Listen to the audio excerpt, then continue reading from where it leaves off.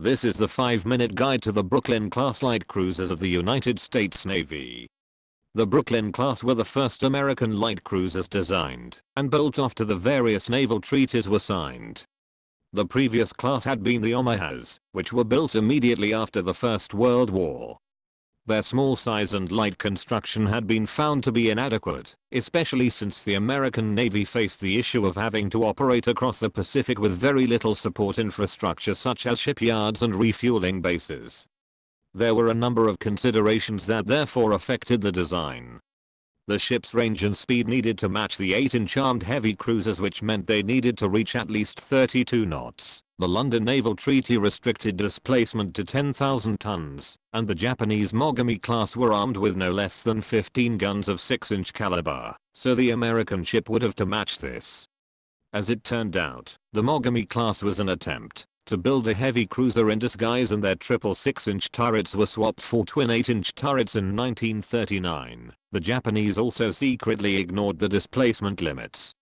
However, it wasn't all bad news, because the Japanese turrets were limited to about 5 rounds a minute, whereas the Americans, along with the British, responded with 6-inch weapons with a much faster rate of fire, 8 to 10 rounds per minute in the Brooklyn class.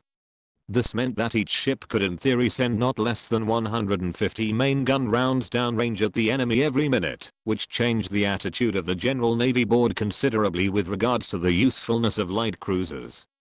8 5-inch anti-aircraft guns and 8 50 caliber machine guns formed the rest of the armament, since the United States Navy had decided not to carry torpedoes on their cruisers due to the risks of catastrophic explosion if these were hit by enemy shells, combined with the fact that American torpedoes at the time simply were not very good, and so little could be expected to be achieved with them.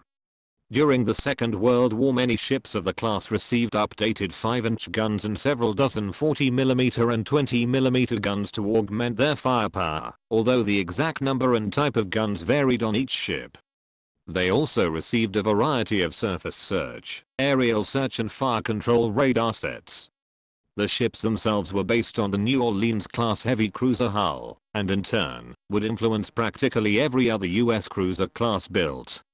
The St. Louis subclass was derived from the Brooklyns with revised armor and engines and newer 5-inch guns, in twin turrets instead of single mounts. Other classes which used variations on the ship's hull design included the Cleveland and Baltimore class cruisers and the Independence and Sapien class aircraft carriers, plus the unique cruiser USS Wichita, a ship that was effectively a Brooklyn class hull with 3 triple 8-inch turrets instead of 5 triple 6-inch turrets. The class comprised 7 ships: Brooklyn, Philadelphia, Savannah, Nashville, Phoenix, Boise and Honolulu, all of which would serve in and survive the Second World War. That is not to say they didn't come close to losing ships. The Boise took severe damage at the Battle of Cape Esperance in 1942, when a shell penetrated the forward magazine. Ironically, the shell damage also caused flooding, which prevented the magazine from exploding and taking out the entire ship. At the end of 1944, the Nashville was hit by a kamikaze that killed or wounded more than a third of the entire crew complement.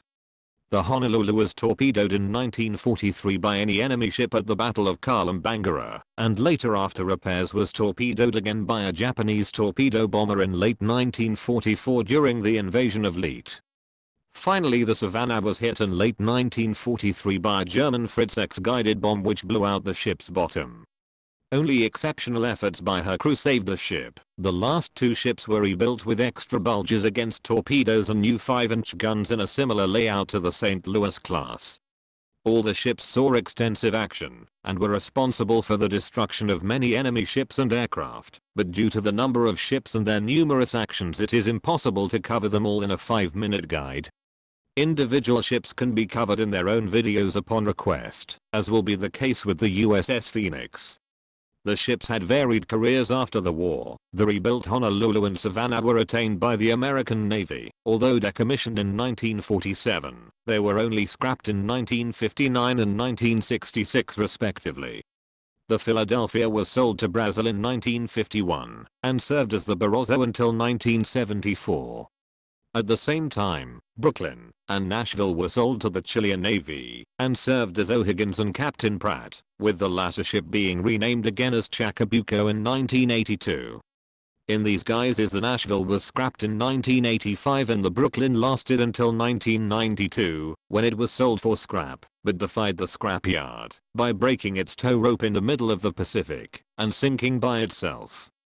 Finally, the Bohais and Phoenix were sold to Argentina. Bohais served as the 9th of July until 1978, when she was returned to the United States for scrapping. The Phoenix was renamed the 17th of October until 1956, when she was again renamed as the General Belgrano, and continued to serve the Argentine Navy, until she was sunk by the British submarine HMS Conqueror in the 1982 Falklands War. But that ship's career is a story for another time. That's it for this video. Thanks for watching. If you have a comment or a suggestion for a ship to review, let us know in the comments below.